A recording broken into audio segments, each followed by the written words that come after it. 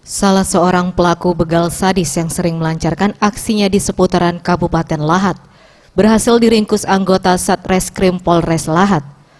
Penangkapan begal sadis ini dilakukan setelah adanya laporan terjadinya pembegalan di Desa Sukamakmur, Talang Melintang, Kecamatan Gumai, Talang, Kabupaten Lahat.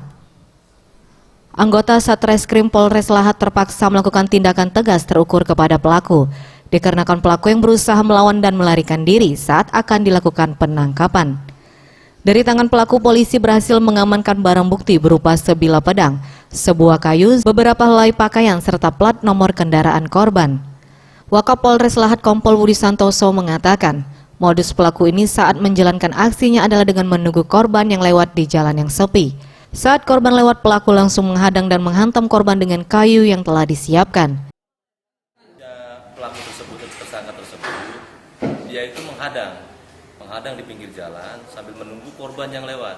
Kebetulan pada saat sore hari itu yang didapat adalah korban atas nama yang tadi kan, Pak Suryanto ya, tidak salah itu namanya, Pak Suryanto.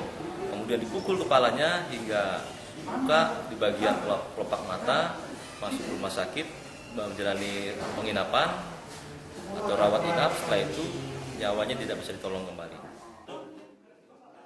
Tim Liputan Sriwijaya TV.